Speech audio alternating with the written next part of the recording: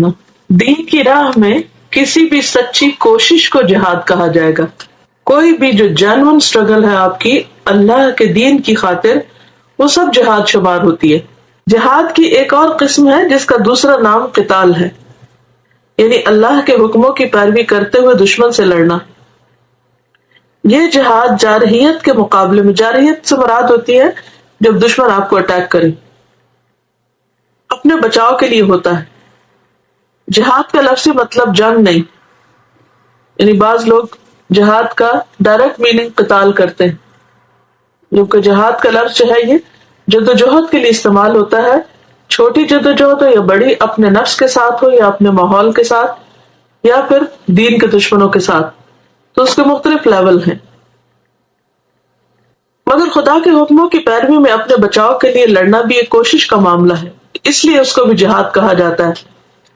لڑائی والا جہاد ایک وقتی اور اتفاقی معاملہ ہے، یعنی سارا دن یا ہمیشہ ہی جنگ نہیں ہوتی، وہ اپنے مخصوص حالات اور واقعات پر مبنی ہوتی ہے.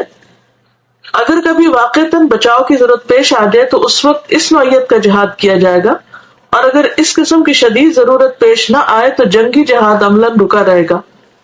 کسی عمل کا نام جہاد رکھنے سے وہ عمل جہاد نہیں ہو جائے گا. یعنی بعض لوگ اپنی مرضی کے کام کرتے رہتے ہیں اور بعضوں کا دین سے بھی ان کا کوئی تعلق نہیں ہوتا اور اس کا نام جہاد رکھ لیتے ہیں، یا کوئی بھی مارا جائے یا قتل کیا جائے تو اس کا نام شہید رکھ دیتے ہیں. تو یہ لوگوں کے کہنے پر نہیں، بلکہ دیکھا یہ جائے گا کہ یہ کس نوعیت کی چیز ہے.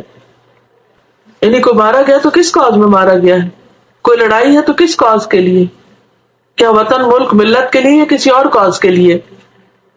جہاد صرف وہ عمل ہے جو اسلام کے مطابق جہاد ہو، اور اسلامی جہاد اصلاً پرامن جد و جہد کا نام ہے. یہ پرامن جد و جہد کبھی داخلی اعتبار سے مطلوب ہوتی ہے اور کبھی خارجی اعتبار سے، یعنی کبھی انسان کے اپنے اندر اسٹرگل ہو رہی ہوتی ہے اور کبھی باہر کے حالات، چاہے وہ گھر میں ہو یا کسی شہر میں ہو یا کسی ملک میں ہو، وہ انسان پر اثر انداز ہوتے ہیں. کبھی وہ احساسات کی سطح پر جاری ہوتی ہے اور کبھی ظاہری اعضاء کی سطح پر، یعنی اس کے مختلف درجے اور مختلف لیولز ہیں. اور جو انسان جس درجے کی بھی کوشش کرتا ہے، کہیں انسان کو صرف اپنے دل سے جنگ کرنی پڑتی ہے، اپنے جذبات سے جنگ کرنی پڑتی ہے اور اپنے آپ کو حرام سے روکنا پڑتا ہے. کبھی انسان کو اپنے جسم سے کام لینا پڑتا ہے، یعنی محنت مشقت کرنا ہوتی. کبھی انسان کو دل، دماغ، جان، جسم، قلم سے کام لینا پڑتا ہے، اور کبھی ایک اور مرحلے پر اسلحے اور دیگر چیزوں سے کام لینا پڑتا ہے. تو یہ ڈپینڈ کرتا ہے کہ آپ کس مرحلے پر ہیں. لیکن یہ کہ ساری زندگی اسلام چاہتا ہم سے یہ ہے کہ ہم کوشش کرتے رہیں اچھے کاز کے لیے.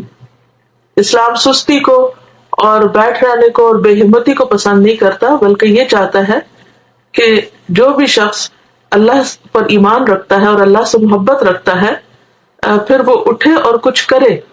وہ نہ تو انسانوں پر بوجھ ہو اور نہ ہی غلط کاموں میں ملوث ہو، بلکہ اس کی کوشش صحیح ڈائریکشن پر ہو اور اللہ کی رضا کے کام کرنے والا. آدمی کا نفس اس کو برائی کی طرف لے جانا چاہتا ہے.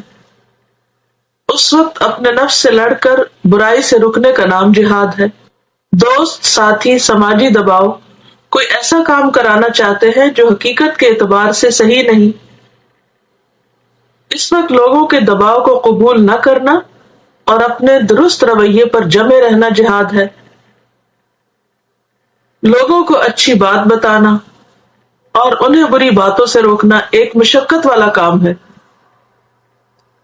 مگر مشقتوں کو برداشت کرتے ہوئے اپنی دعوتی مہم کو جاری رکھنا جہاد ہے. اب اس میں ہم دیکھتے ہیں کہ لوگوں کو برائیوں سے روکنا جو ہے یہ حقیقت میں مشکل کام ہے، کیونکہ لوگ اب دشمن بن جاتے ہیں اور وہ مارنے مرنے پر تل جاتے ہیں. اسی لیے اللہ تعالیٰ نے قرآن پاک میں اہل کتاب کے جو علماء تھے ان کو سخت ڈانٹ پلائی ہے کہ وہ اپنے عوام کو برائیوں سے کیوں نہیں روکتے. لولا ينهاهم الربانيون والاحبار عن قولهم الاسم واكلهم السحت، کہ ربانی اور احبار جو ہیں وہ ان کی غلط باتوں اور حرام کھانے سے لوگوں کو کیوں نہیں روکتے.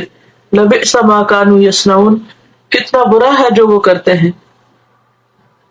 تو وہ کیوں نہیں روکتے تھے؟ اس لیے کہ ظاہر ہے کسی کو روکنے سے خود کی شامت آتی.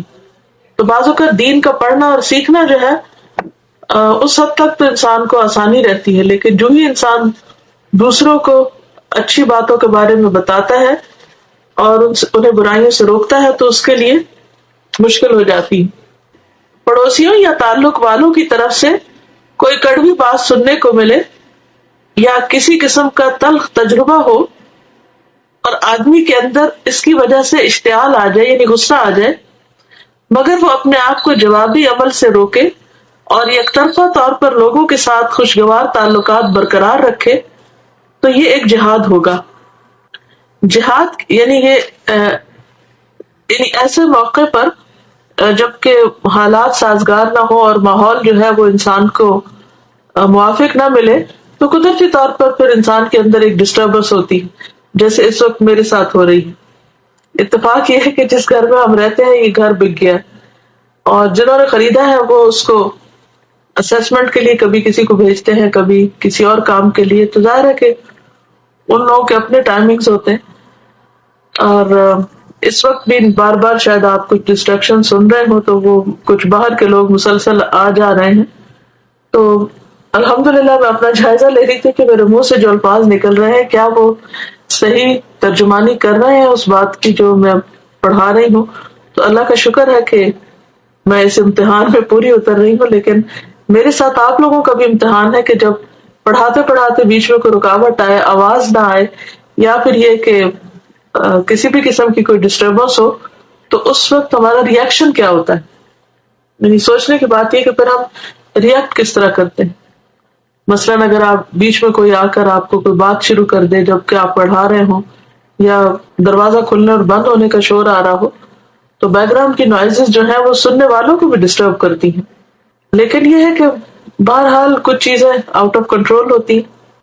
اور کلاس کے علاوہ ایسی سچویشن ہمیں گھر میں بھی پیش آتی رہتی ہیں. گھر کے کاموں میں بھی بعض اوقات آپ کھانا پکا رہے ہیں، کو بار بار آپ کو بچہ ڈسٹرب کرتا ہے، یا پھر یہ کہ آپ فون پر ہیں اور بیچ میں آپ کے شوہر آپ کو آ کر کچھ اور بات سنانے لگتے ہیں، یا یہ کہ اور اسی طرح کی کوئی سچویشن ہو سکتی کہ جس پر آپ کو غصہ آ جاتا ہے، یعنی کسی بھی انٹرپشن، انٹرفیئرنس اور انٹروژن پر.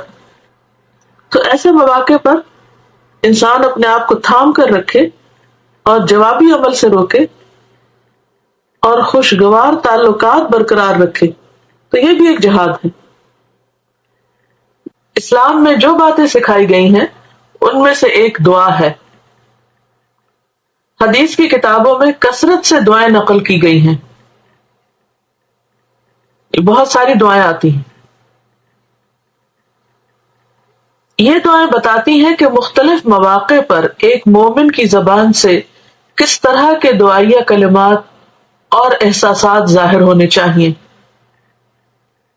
یعنی اگر آپ مسنون دعائیں پڑھیں جو نبی صلی اللہ علیہ وسلم سے مروی ہیں، تو ان کے الفاظ اور ان کا ترجمہ پڑھ کر آپ کو محسوس ہوگا کہ نمبر ایک، نبی صلی اللہ علیہ وسلم کا اپنے رب سے کتنا خوبصورت تعلق تھا، اور جیسا کہ ہم یہ جانتے ہیں کہ دعا جو ہے وہ عبادت ہے، اور جب ہم ایاک نعبد و ایاک نستعین کہتے ہیں کہ صرف تیری ہی ہم عبادت کرتے ہیں اور صرف تجھی سے ہم مدد مانگتے ہیں، تو گویا اس پکار کے ذریعے ہم اپنے رب کے قریب ہو جاتے ہیں اور باقی سب سے بے نیاز ہو جاتے ہیں، خواہ وہ ہمارے قریبی رشتہ دار اور دوست ہی کیوں نہ ہوں.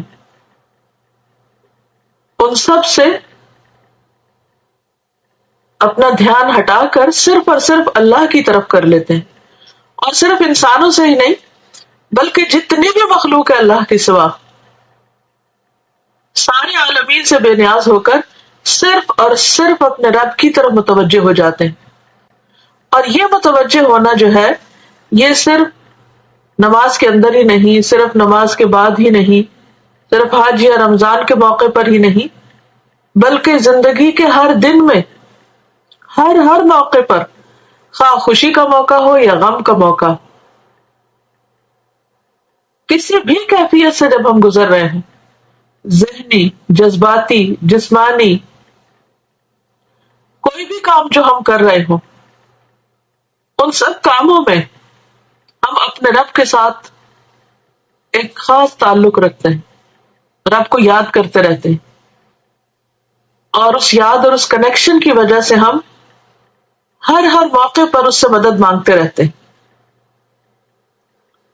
تو یہ لکھتے ہیں کہ مثلاً ایک آدمی کی ملاقات دوسرے آدمی سے ہو تو چاہیے کہ وہ دونوں ایک دوسرے کو السلام علیکم ورحمۃ اللہ کہیں۔ کسی بھی انسان کو جب ایمان کی دولت نصیب ہوتی ہے، اللہ تعالیٰ کی معرفت حاصل ہوتی ہے، یقین کی دولت ملتی ہے، اللہ کی محبت نصیب ہوتی ہے، تو وہ لازماً اس بات کے لیے کوشاں ہو جاتا ہے کہ وہ ان راستوں پر چلے اور اس منزل تک پہنچ سکے جہاں وہ اپنے رب کو راضی کر سکے۔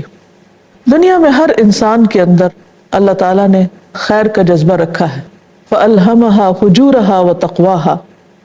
خیر کی تلاش ہر انسان کو ہوتی ہے، لیکن خیر کو پانے کے لیے محنت اور کوشش سب نہیں کرتے۔ بہت سے لوگ محض تمناؤں اور آرزوؤں سے کام لیتے ہیں، اور وہ سمجھتے ہیں کہ صرف خواہشات کی بنا پر وہ ایک اچھی منزل کو پا لیں گے، حالانکہ ایسا کرنا محال ہے، ایسا ہونا نہایت مشکل ہے۔ قرآن مجید میں اللہ تعالیٰ فرماتے ہیں وَالَّذِينَ جَاهَدُوا فِينَا لَنَهْدِيَنَّهُمْ سُبُلَنَا وَإِنَّ اللَّهَ لَمَعَ الْمُحْسِنِينَ۔ وَالَّذِينَ جَاهَدُوا فِينَا، وہ لوگ جو ہمارے راستے میں جد و جہد کریں گے، کوشش کریں گے، تو ہم پر ذمہ ہے کہ ہم لَنَهْدِيَنَّهُمْ، البتہ ہم ضرور ضرور ہدایت دیں گے ان کو۔ کس چیز کی؟ سبلنا، اپنے راستوں کی، یعنی ان راستوں کی، ان کاموں کی، ان طریقوں کی رہنمائی کریں گے جو اللہ کی رضا تک ان کو پہنچا دیں گے۔ لیکن اس کے لیے شرط کیا ہے؟ کہ وہ کوشش کریں، محنت کریں، اور ایسی کوشش کرنے والے جو احسان کے درجے میں کوشش کریں، ان کے لیے اللہ تعالیٰ کا وعدہ ہے کہ وَإِنَّ اللَّهَ لَمَعَ الْمُحْسِنِينَ، اللہ تعالیٰ محسنین کے ساتھ ہے۔ یہ آیت سورۃ العنکبوت کی آخری آیت ہے، آیت نمبر 69۔ اس سورت کا آغاز ہوتا ہے احسب الناس ان یترکوا ان یقولوا آمنا وهم لا یفتنون۔ کیا لوگوں نے یہ سمجھ رکھا ہے کہ وہ اتنا کہنے پر چھوڑ دیے جائیں گے کہ وہ یہ کہتے ہیں کہ ہم ایمان لائے اور وہ آزمائے نہ جائیں گے؟ اللہ تعالیٰ نے پہلے لوگوں کو بھی آزمایا تاکہ وہ دیکھے کہ کون اپنی بات میں سچا ہے اور کون نہیں، اور کون اس کے راستے میں جد و جہد کرنے والا ہے۔ ایمان کا دعویٰ تو بہت لوگ کرتے، لیکن ایمان لانے کے بعد اللہ تعالیٰ ہر مومن کو کسی نہ کسی درجے میں آزماتا ضرور ہے۔ یہ آزمائش کس لیے ہوتی ہے؟ تاکہ انسان کے ایمان کی سچائی سامنے آئے، تو جو سچا ہوگا وہ مسلسل اللہ کے راستے پر چلتا رہے گا۔ اس راستے میں جو بھی تکلیفیں، پریشانیاں، آزمائشیں آئیں گی وہ ان کو برداشت کرتا چلا جائے گا، لیکن وہ اس راستے کو چھوڑے گا نہیں۔ تو جو شخص مختلف طرح کے دنیا کے فتنوں میں رہتے ہوئے اپنے آپ کو حق پر جمائے رکھے اور اس کے لیے محنت کرے، تو اللہ تعالیٰ کا وعدہ ہے کہ وہ اسے ضرور اس کی منزل تک پہنچائے گا۔ ابن قیم کہتے ہیں کہ اللہ تعالیٰ نے جہاد کو ہدایت اور محنت کے ساتھ معلق کیا ہے، یعنی ہدایت کے لیے شرط رکھی ہے کہ انسان کوشش اور محنت کرے۔ لوگوں میں سے جو زیادہ جہاد کرنے والا ہے وہ کامل ہدایت والا ہے، اور نفس کا جہاد سب سے زیادہ فرض جہاد ہے، یعنی انسان باقی سب سے لڑ لیتا ہے لیکن اپنے آپ سے لڑنا سب سے مشکل کام ہوتا ہے، اس لیے وہ کہتے ہیں کہ یہ سب سے بڑا جہاد ہے۔ خواہش کے ساتھ جہاد کرنا، شیطان، دنیا کی دولت کے ساتھ جہاد کرنا، یعنی اس طرح کی اٹریکشنز اور اتنے فتنوں کے ساتھ جہاد کرنا، جو شخص ان چار چیزوں کے ساتھ اللہ کی رضا کے لیے جہاد کرتا ہے، اللہ تعالیٰ اسے اپنے رضا کے راستوں کی ہدایت عطا فرماتا ہے۔ یعنی جو ان چار طرح کی چیزوں کو کنٹرول کر لیتا ہے یا ان کے پھندے میں نہیں پھنستا بلکہ ان کو اپنے مقصد کے لیے استعمال کرتا ہے، تو اللہ تعالیٰ اس کو اپنی راہ دکھاتے ہیں، وہ راہ جو اس کو جنت تک پہنچاتی ہے۔ اور جو شخص جہاد کو چھوڑ دیتا ہے وہ ہدایت سے اس قدر محروم رہ جاتا ہے جس قدر وہ جہاد کو معطل کرتا ہے، یعنی جتنی کوشش چھوڑتا ہے اتنے ہی اس کے لیے ہدایت کا راستہ یا ہدایت کا حصہ کم ہوتا چلا جاتا ہے۔ تو اس لیے ہم سب پر لازم ہے کہ ہم اللہ کے راستے پر چلنے کے لیے مسلسل محنت اور کوشش سے کام کرتے رہیں۔ اس میں دو چیزیں ہیں کرنے کی، ایک ہے اپنے نفس کے ساتھ جہاد، اور دوسرا ہے لوگوں کو اللہ کی طرف بلانے کے لیے جدوجہد اور کوشش۔ نفس کی ترغیبات اور نفس کی خواہشات بھی ایسی ہیں کہ جن پر قابو پانا ایک بہت مشکل کام ہوتا ہے، اور اس کے لیے بسا اوقات دوسرے کسی کو بھی علم نہیں ہوتا کہ انسان اپنے ساتھ کیسی کیسی اسٹرگل کر رہا ہے۔